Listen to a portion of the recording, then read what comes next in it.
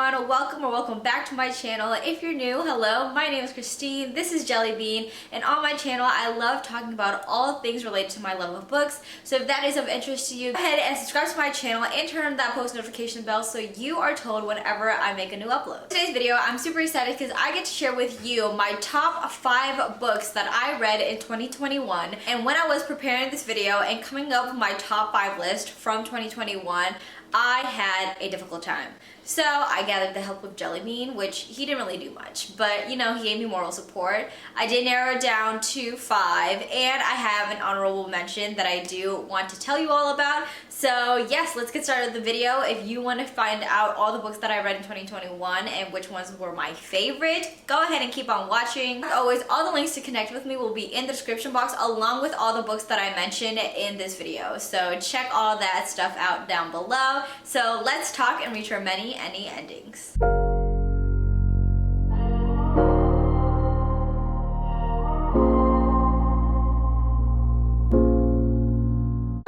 That 2021 was not my best reading year. If you are new to my channel, you wouldn't know this, but I went on a brief hiatus for a few months where I was not reading, wasn't uploading content. I just kind of went MIA.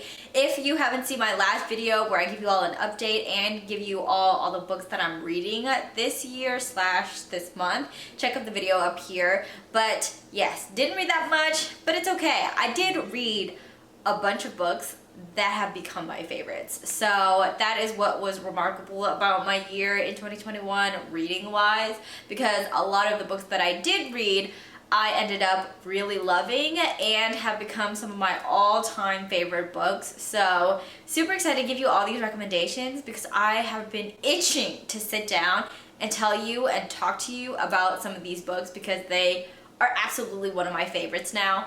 And let me just go ahead and start with book number 1. I'm actually going to be starting my list from the honorable mention and work my way up to my top favorite book that I read in 2021. After much deliberation with Jelly Bean and myself, I guess, my honorable mention that I wanted to share with you all today was... These drum rolls have to go. But that book is One of Us is Lying by Karen McManus, and I absolutely love this book. And when I was sitting down and writing out my list, I had to include it in this video because when I read this, I thought, okay, it's just another YA mystery. It's nothing too much. I also thought it was one of those like overhyped books because I kept seeing it everywhere. Every time I went in Barnes & Nobles, it was like always displayed. Whenever I went on Bookstagram, it was always displayed and talked about. Jelly Bean, are you just... you don't care. You know, that's kind of how I felt towards this book when I initially picked it up. But honestly, it just surprised me, so I have to mention it in this video. But One of Us is Lying is a YA mystery, if I haven't said that already, but I think I did, and you know, I just talk too much and I don't listen to what I'm talking about. But it follows 5 main characters who are all high school students. These 5 high school students find themselves all grouped together in detention. Now, these 5 students are not friends.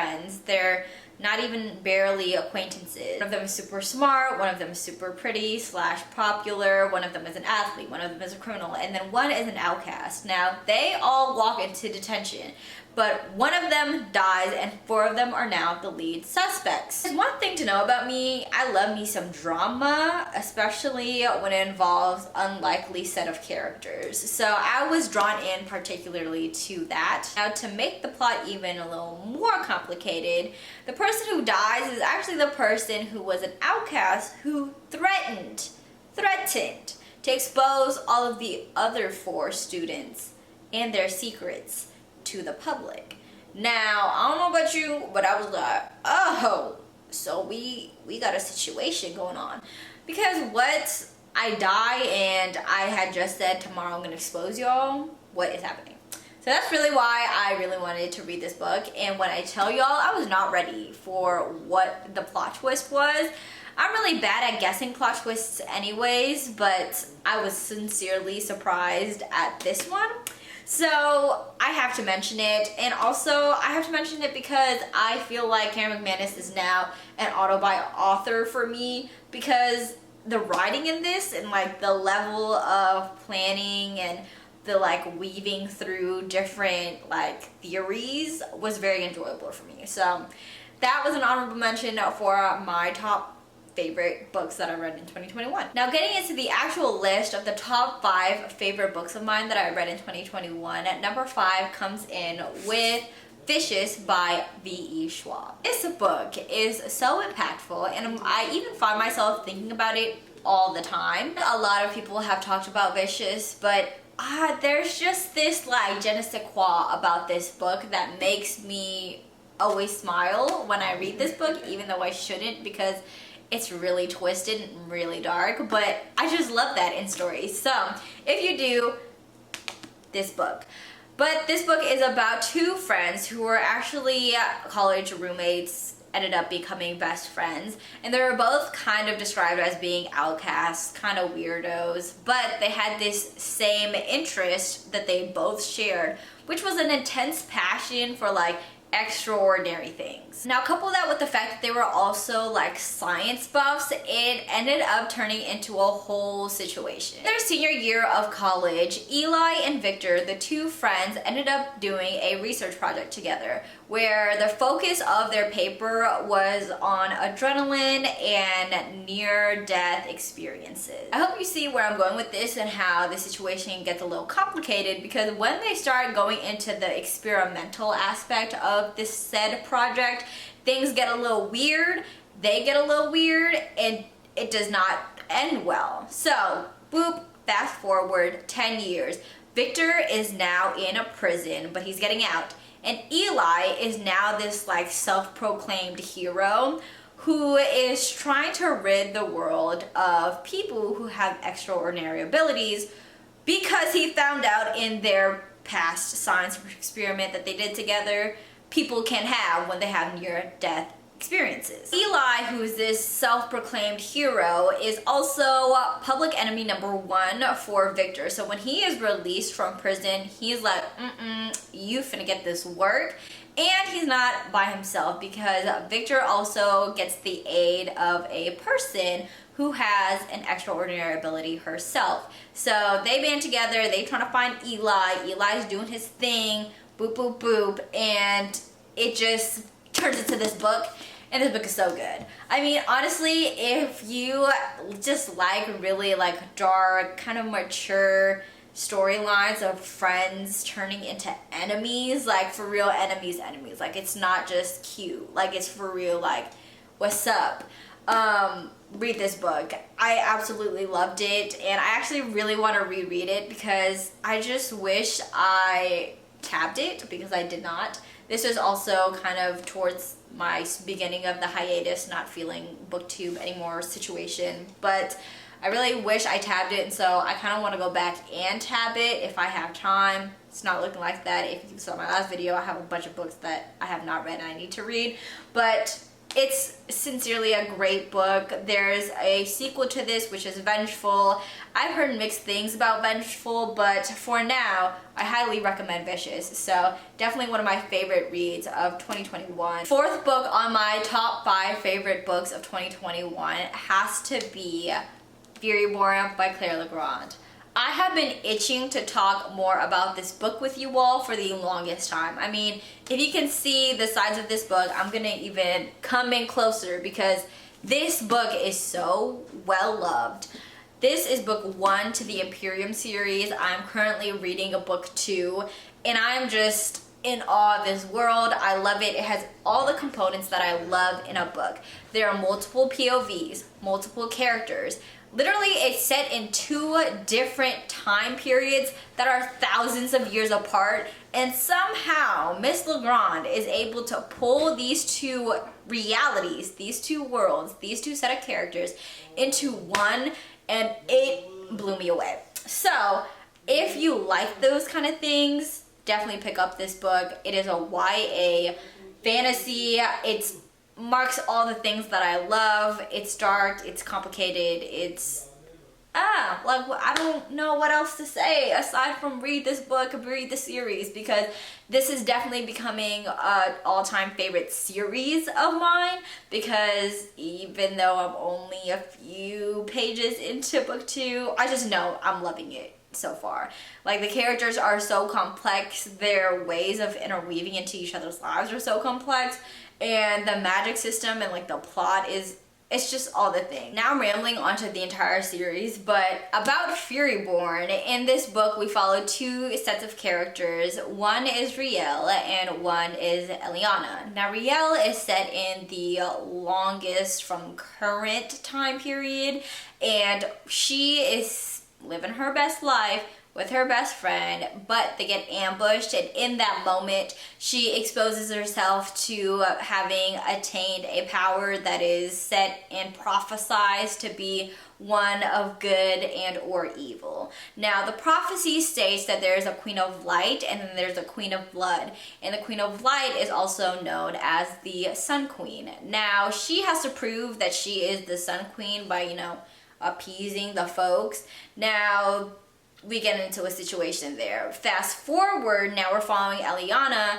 who is thousands of years apart from Riel, and she is a bounty hunter. Eliana is feared amongst the kingdom. She's kind of ruthless, she's scary, people think she's untouchable until her mother gets kidnapped and all things go to hell basically.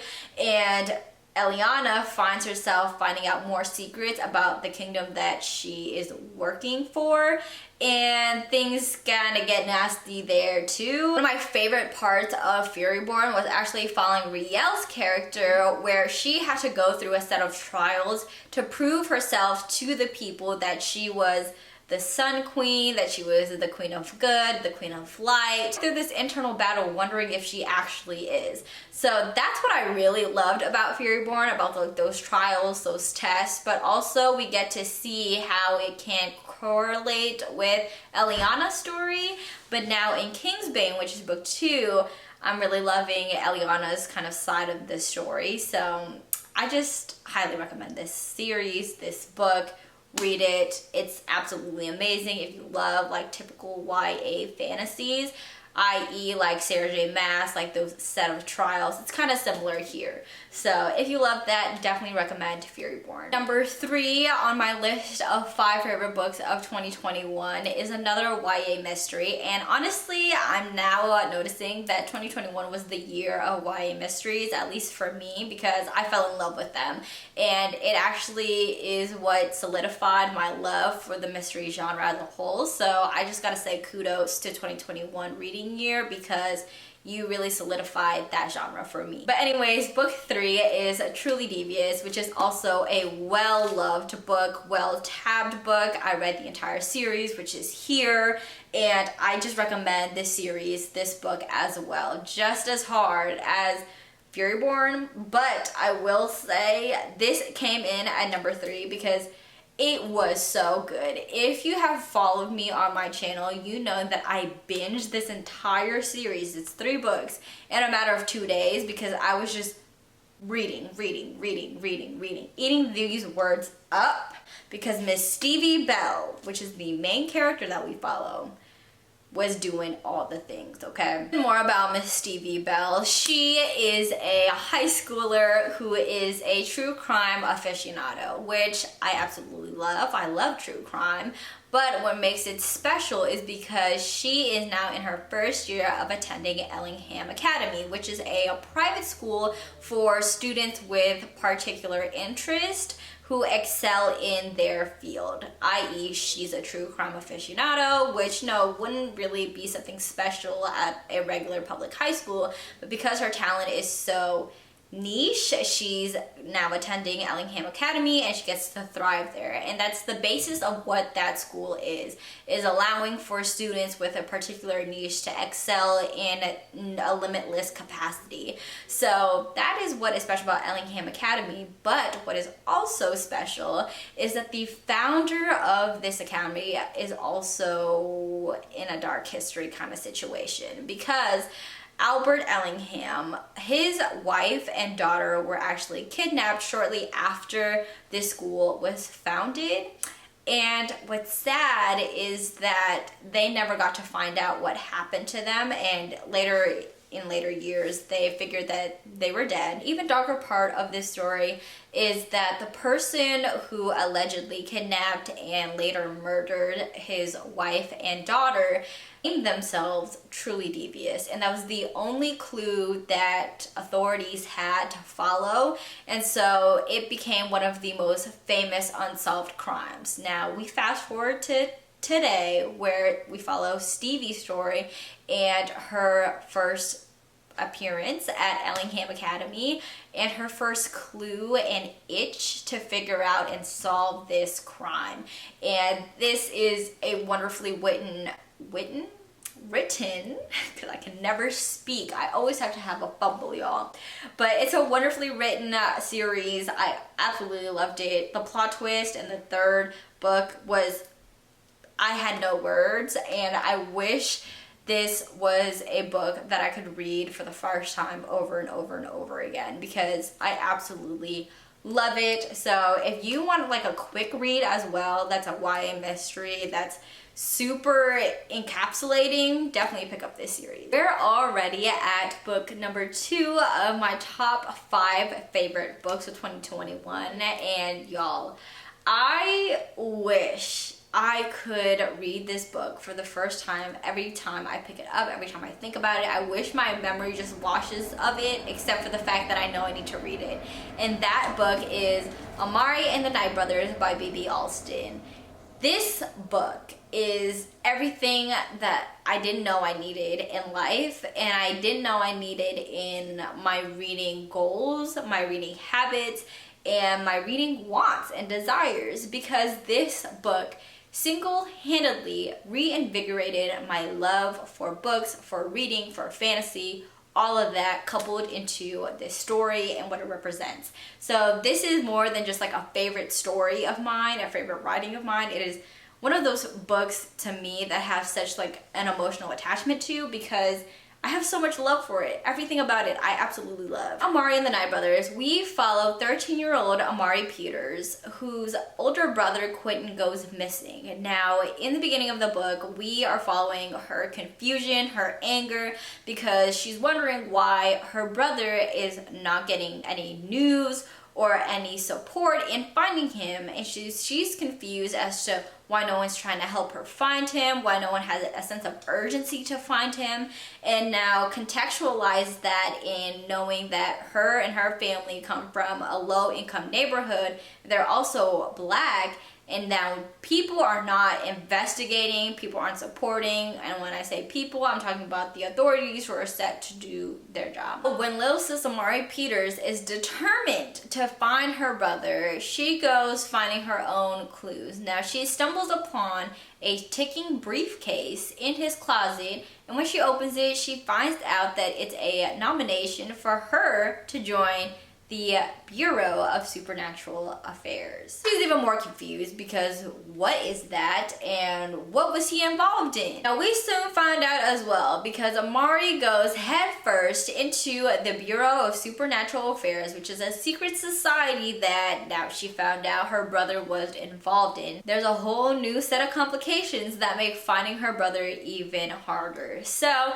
she goes in, the world is different, there are creatures, there's magic, there's people with different powers, and to make matters even more difficult for my little sis is that she is found with an illegal ability that you're not supposed to have or be gifted in the Bureau of Supernatural Affairs. So aside from everyone else having magical powers, being grown up in this society, having affluent families, of course, to make her stand out even more, she is kept under close eye by everybody because she has this ability, and it makes it that much harder to find the clues that she needs to find her brother. In this book, overall, was magical, but it was also just so real. Like, I thought that this world existed and that Amari is still somewhere out there doing what she gotta do, okay? And that's what I love about this book. It just reinvigorated everything that I love about fantasy, of fiction, just seeing myself, my people in this book. That's what I really appreciate about this book, that aside from the fiction that makes up this story, There are so many real things that as an adult I appreciate. The way Baby Alston weaves these topics into this story is so magical, so magnificent, and so beautifully done. So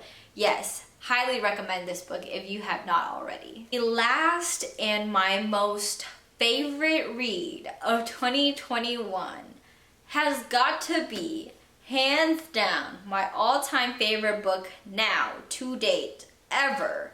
And that is Ace of Spades. And if you have not read this book, read this book.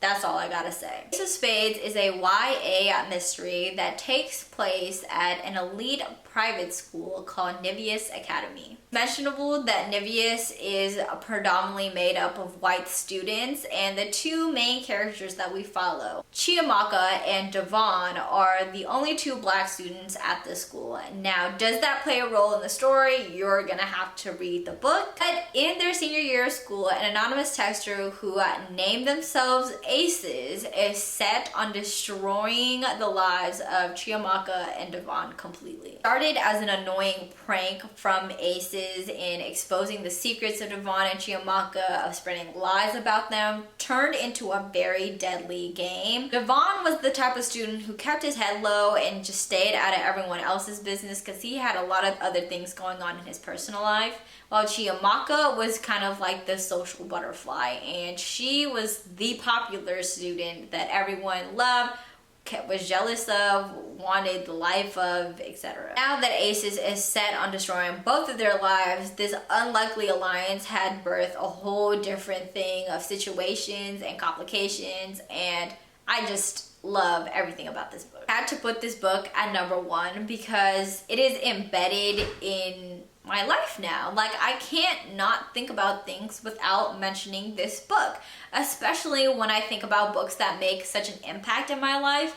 This has to be number 1 because the way things were moving, the way people, characters were moving, the way society was moving and just shown up in this book was so beautifully done, even in all its tragedy.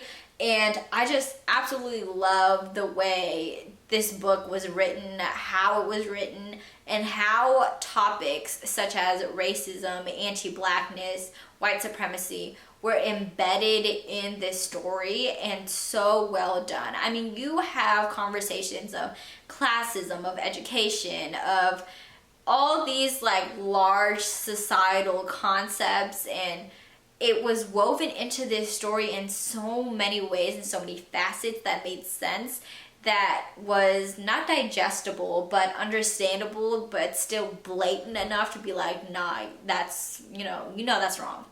And I love this book. I cannot recommend it enough. If you love mystery, if you love large plot twists, if you love surprises in books, definitely pick this book up because it beyond what I could ever imagine how to write a book. I just love this book, point blank period. I don't know what else to say aside from read it, digest it, love it like I do. My all-time favorite book now, and my all-time favorite book in 2021 for sure. Y'all, Jellybean is asleep because I talk too much, and I have already now gone through my top 5 books that I read in 2021, and it was actually so fun and nostalgic. And think about when I read these books, how I felt about these books. It just makes me smile every single time because I love thinking and reflecting about how a book makes me feel, and I think that's why I appreciate and love reading. So I had such a fun time filming this video. I hope you all enjoyed watching this video. I hope you all got some recommendations and new books to read as well. Let me know in the comment section down below which book you do plan to read. Jellybean says, yeah, I'm ready to go. When are we leaving? Yes, thank you so much for sticking with me. You are so loved, you're so appreciated, and I hope you have a wonderful rest of your day, night, evening, whenever you're watching this video. If you like more videos like this from me, go ahead and give me a thumbs up to let me know so I can make more content like this for you. With that being said, thank you all so much, and until next time, bye y'all.